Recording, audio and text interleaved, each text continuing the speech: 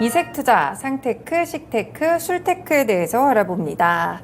네, 세상에는 정말 다양한 재테크 방법들이 있는 것 같습니다. 사실 저희 방송에서 가장 중점적으로 다루고 있는 주식도 역시나 재테크에 대한 방법이고요. 그런데 이제 요즘은 돈을 불리는 방법이 단순 돈뿐 아니라 물건으로도 재테크를 할 수가 있고요. 참 여러 가지가 나오는 것 같습니다. 최근 또 흥행했던 조각 투자와 관련된 이야기들도 많이 나오고 있는 상황인데요. 그중에서 어떤 이색적인 재테크 방법들이 좀 메인이 되고 있을지 알아보겠습니다.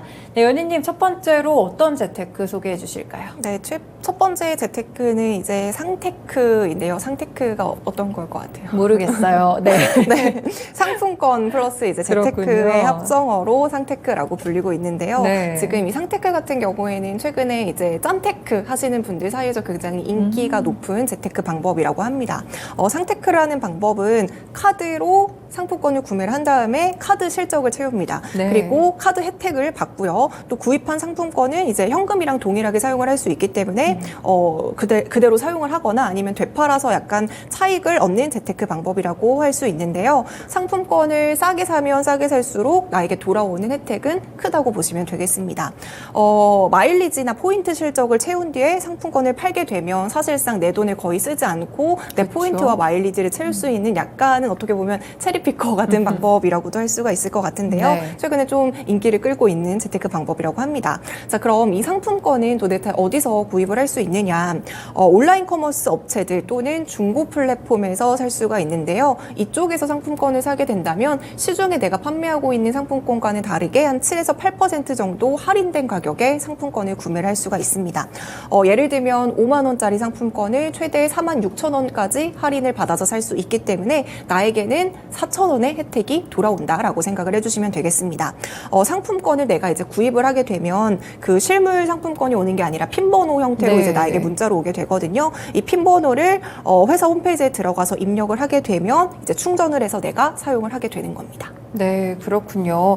상품권도 결국에는 이제 우리가 10만 원짜리 상품권이라고 하면 10만 원 그대로 동일하게 현금으로 작용을 하잖아요. 네. 그런데 온라인 커머스에서는 어떻게 이렇게 7에서 8%까지 할인된 가격으로 팔 수 있는 건가요? 이제 문화상품권을 예로 들면 상품권 여기 아래에 한국문화진흥원이라고 네, 로고가 되어 있잖아요. 맞아요. 이 한국문화진흥원에서 이제 문화상품권을 판매를 하게 되는데요. 여기서는 이제 상품권을 활성화하기 위해서 일단은 기본적으로 자체적으로 3% 정도의 할인이 들어간 상태로 이제 판매를 한다고 합니다. 그리고 연말이라던가 특별한 이벤트가 있을 때는 할인율이 조금 더 추가해서 추가 할인을 주는 혜택으로 판매를 하고 있는데요. 이 시기에 티몬이라던가 위메프라던가 옥션 다양한 온라인 플랫폼들이 이 시기에 대량으로 상품권을 구매를 하게 되는 겁니다. 네. 물론 이 구매 과정에서도 이 플랫폼들이 할인 비용을 좀 부담해가지고 어느 정도 손해를 보는 부분들도 분명히 있거든요. 하지만 이런 손해에도 불구하고 티몬이라던가 위메프 이런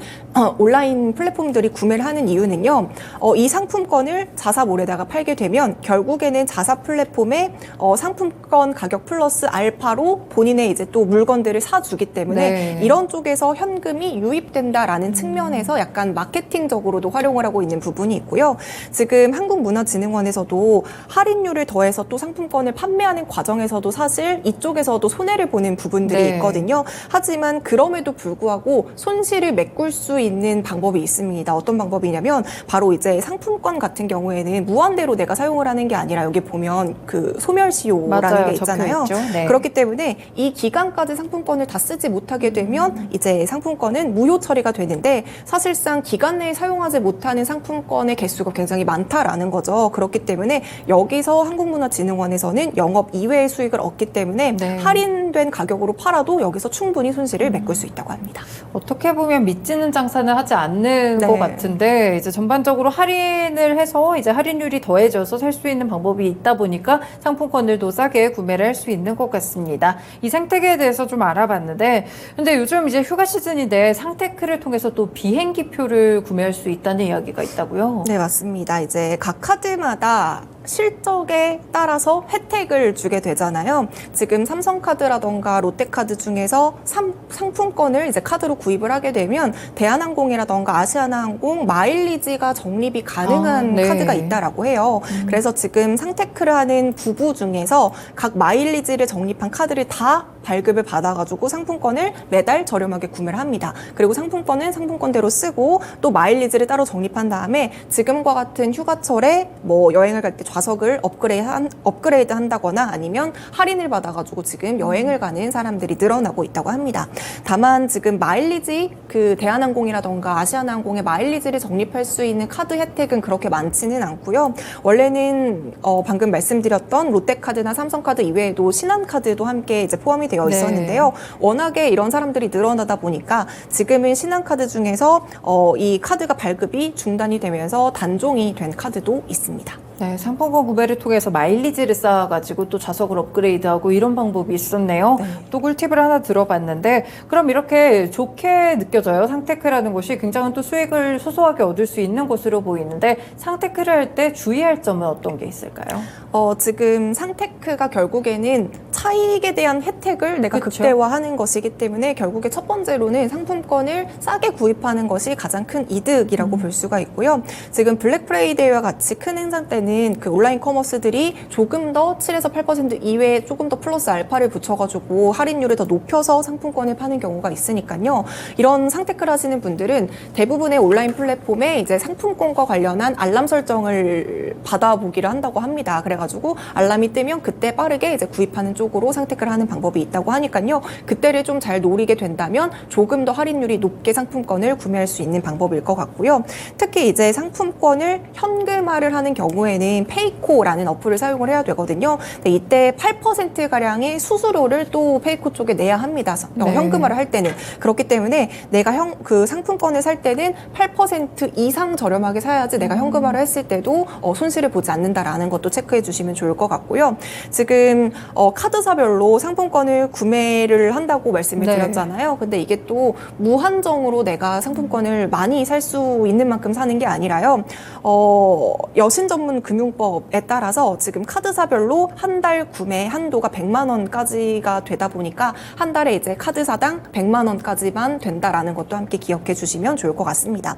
그리고 이제 현금화에 대해서 말씀을 드렸지만 이게 애초에 내가 뭔가를 현금화할 목적으로 상품권을 재판매하는 것은 이것도 또 이제 법에 위반된다고 해요. 그래서 약간 그 벌금을 물을 수도 있으니까 주의가 필요하지만 이게 또 목적이 내가 그렇지 않습니다라고 하면 이게 약간 애매모호한 부분도 약간은 있는 것 같습니다. 네, 그렇군요. 요즘 중고 플랫폼에서도 상품권을 좀 싸게 판매하시는 분들이 좀 많으신 것 같은데 지금 댓글창을 보니까 좀 사기도 좀 많다고 맞아요. 하네요. 최근에 이제 또 뉴스에서 네. 약간 논란이 됐던 부분이 상테크와 관련해서 어떤 모 연예인이 함께 연루됐던 맞아요. 사건도 네. 있었거든요. 이게 또 이제 상테크의 일부였어서 약간의 논란이 되는 이야기들도 조금 나오고 있는 것 같습니다. 네, 상테크 조금 저렴하게 상품권을 구매하거나 팔 수 있어서 좋을 것 같은데 다만 주의할 점이 있다는 점은 체크를 해두셔야 될 것 같습니다.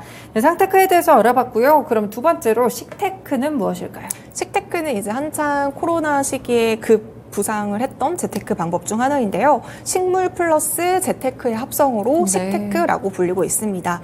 이제 코로나 시기에는 아무래도 이제 집에 있는 시간이 늘어나다 보니까 집에서 이제 취미 생활로 식물을 키우다가 이거를 팔면서 수익을 보는 사람들이 늘어난 거예요. 네. 그러면서 이제 갑자기 인기를 끌게 된 재테크 방법인데요. 구매하기 조금 어렵거나 약간 구하기 어렵거나 번식이 어려운 희귀 식물을 키운 다음에 되팔아서 수익을 창출하는 방법인데요. 원래는 이 식테크 같은 경우에 전문 판매업자 위주로 거래가 이루어졌다면요. 네. 코로나19 이후에는 뭐 반려식물, 뭐 식집사 이런 말이 생길 정도로 식물에 대한 약간 수요가 많이 늘어났잖아요. 그러면서 이제 개인적으로도 식물을 키워가지고 팔아서 이제 이득을 보는 수요가 늘어나기 시작했습니다. 사실 과거 같은 경우에는요, 이 식테크를 할 때 다육식물이라던가 난이라던가 뭐 분재 이런 좀 장기 투자를 위한 네네. 식물이 위주로 이제 식테크에 그게 됐었지만요. 최근에는 좀 빠르게 키울 수 있고 쉽게 기를 수 있는 열대 관엽 식물들이 식테크에 굉장히 인기 있는 식물이라고 하고요. 네. 특히 이제 식테크 같은 경우에는 잎이라던가 줄기라던가 이거를 하나씩 떼어가지고 판매를 할 수 있기 때문에 뭔가 이제 잘 키우기만 한다면 계속해서 무한리필처럼 수익을 꾸준하게 낼 수 있다는 장점까지 가지고 있습니다. 네, 이제는 식물로도 재테크를 할 수 있는 시대가 됐군요. 그러면 이제 어느 정도의 수익이 좀 날지 궁금해요. 식물 가격이 어느 정도로 형성이 되고 있을까요? 지금 식테크용으로 굉장히 인기 있는 식물들은 몬스테라 알보, 또 이제 무늬 아단소니, 안스리움이라는 굉장히 뭐 이름도 어려운 희귀 식물들이 인기를 끌고 있는데요. 최소 50만 원에서 비싸면 1000만 원대까지도 팔리고 네. 있다고 합니다.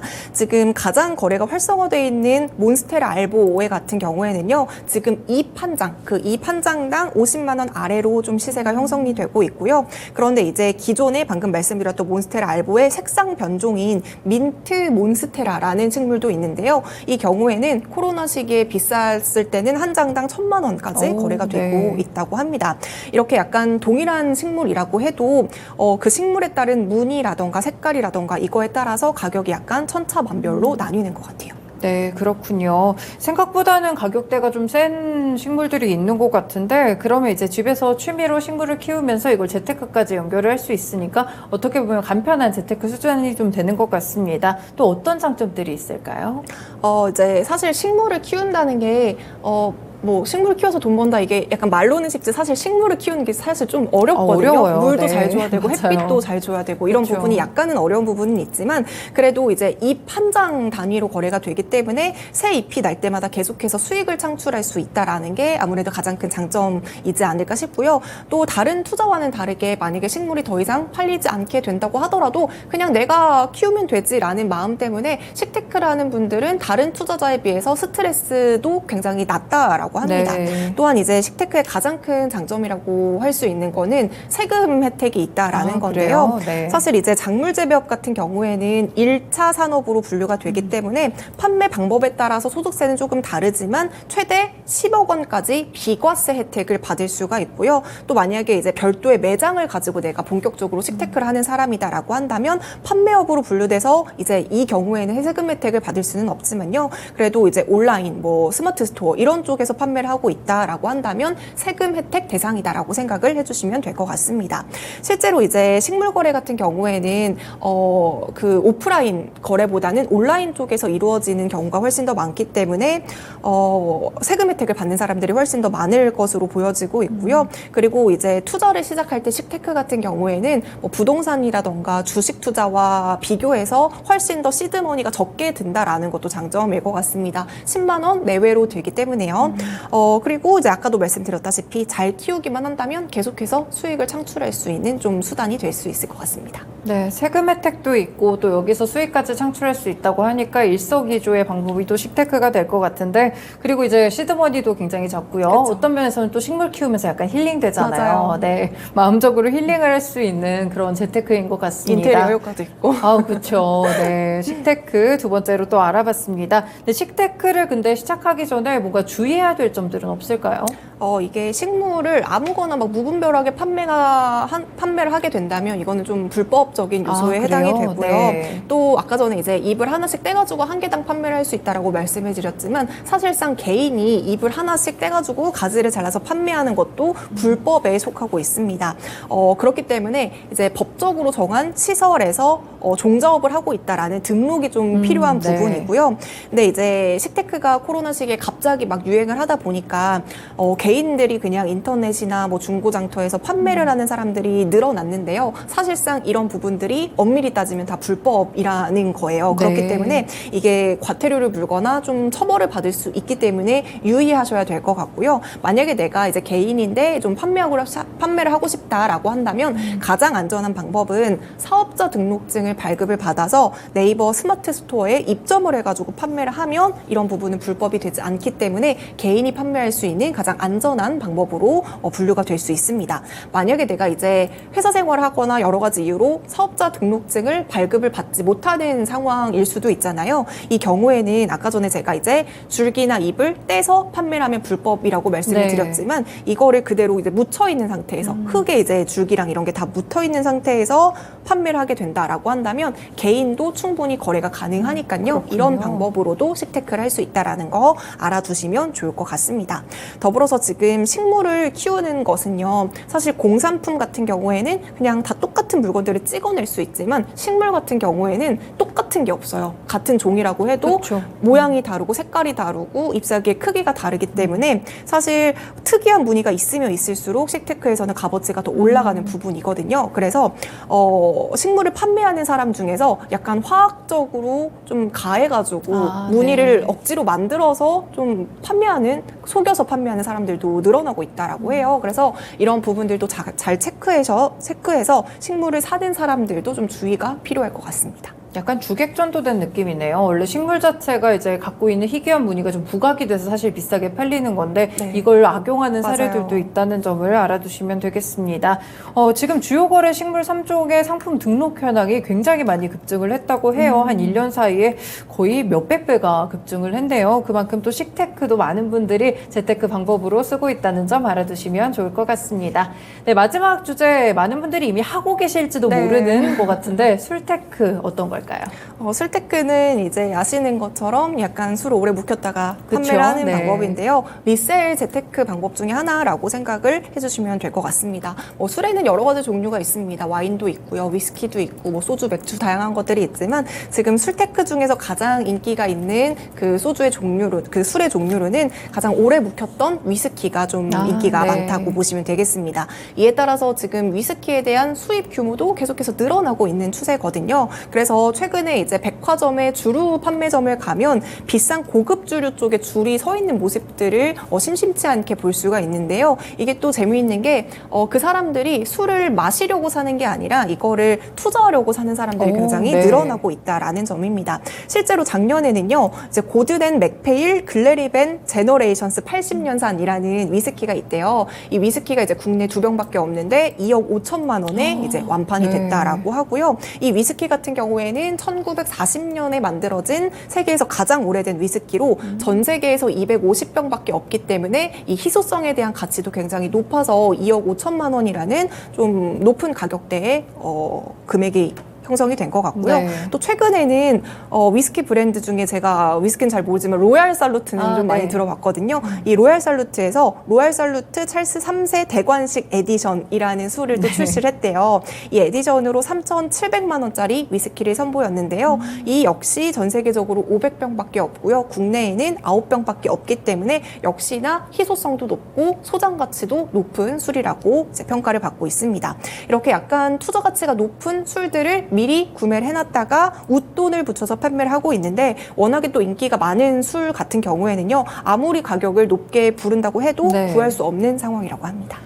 그렇군요. 2억 5천만 원짜리 술이 있다는 건 또 처음 들어보네요. 제가 또 재미있었던 기사 중에 하나가 네. 어떤 미국의 사례였는데요. 그 미국의 어떤 아버지가 아들에게 5년에 한 번씩인가 이렇게 술을 줬는데 그 네. 술의 값어치가 너무 올라서 18병이 됐는데 그걸로 집을 샀다는 사례도 와, 있었더라고요. 이제부터 집중해서 술을 좀 집중적으로 모아봐야 될 것 같다 이런 생각이 좀 듭니다. 네, 술로도 이렇게 좀 재테크를 할 수 있는 방법을 알아보고 있는데요. 그런데 이제 위스키도 그렇고 와인도 그렇고 여러 과정 속에서 이 한정판으로 나오거나 하면은 굉장히 좀 인기가 많은 것 같아요. 근데 술 자체뿐 아니라 공병을 사는 사람들도 많다고요. 네, 맞습니다. 이제 위스키병이라던가 와인병이라던가 카페나 사무실 집에다가 인테리어를 하시는 사람들의 네. 수요가 또 늘어나고 있거든요. 그래서 지금 중고 사이트에서 위스키라던가 양주라던가 와인 이렇게 좀 비싸게 팔리는 병에 대한 수요도 늘어나고 있다라고 해요. 그래서 이 공병 같은 경우에는 그 술이 판매되었던 가격과 약간 비례해서 공병의 가격도 측정이 되고 있는데요. 이게 정품 케이스가 있는지 우리가 중고 물품을 살 때는 모든 게 다 마찬가지지만 정품 케이스가 있는지 청결 사태가 어떤지 이런 거에 따라서 적게는 3,000원부터 비싸게는 한 69,000원대까지 다양하게 팔리고 있고요. 또 이제 가장 인기가 많은 공병 중에 하나가 맥켈란 한정판이라는 위스키래요. 이 공병에는 이 공병 가격만 한 3만 원에서 5만 원대에 거래가 되고 있고요. 있고요. 또 이제 고가품의 사례를 말씀을 드려보자면 2007년에 출시했던 루이 13세 블랙펄, 이거는 공병 가격만 190만 원에 거래가 되었다라고 합니다. 이렇게 굉장히 다양한 것들이 또 재테크의 수단으로 활용이 되는 것 같은데요. 예전에는 뭐 불과 10년 전까지만 하더라도 뭔가 되게 비싼 취미를 가지고 있으면 쟤는 돈도 안 되는 비싼 취미 가지고 있다, 약간 네. 잔소리를 들었을 법한 것들이 지금은 또 이제 다시 재테크 수단으로 활용이 되는 것 같습니다. 네, 어떤 분이 또 술은 어디서 거래되는지도 궁금해 하시는데 어떤 플랫폼을 통해서 보통 구매를 이것도 하나요? 대부분 이제 그 온라인 쪽이나 뭐 텔레그램이라던가 네. 중고 사이트 이런 쪽에서 좀 거래가 되고 있는데요. 이런 부분들도 사실 개인이 중고에서 좀 거래를 하게 된다면 약간 그런 소지가 있기 때문에 좀 주의를 네. 하시는 게 좋을 것 같습니다. 네, 술테크 하시는 것도 좋지만 이 불법적인 여부를 꼭 체크를 해보시고 거래를 하는 게 중요할 것 같습니다. 네, 이렇게 오늘은 이색적인 투자 세 가지에 대해서 알아봤는데요. 상품권으로 하는 상테크, 그리고 이제 식테크죠. 이 식테크까지 식물로 하는 식테크, 그리고 마지막으로는 술로 하는 술테크 세 가지에 대해서 오늘 연희님과 함께 알아봤습니다. 말씀 고맙습니다. 네, 이렇게 2부 쉬운 재테크 시간에서는 오늘 이색 투자에 대해서 알아봤습니다. 지금까지 다양한 투자 판단에 도움이 되는 말씀들 전해드렸는데요. 특정 종목의 상승과 하락을 보장하지는 않습니다. 네, 토마토랜드 2.0 여기서 마치겠습니다. 남은 시간 투자 잘하세요. 고맙습니다.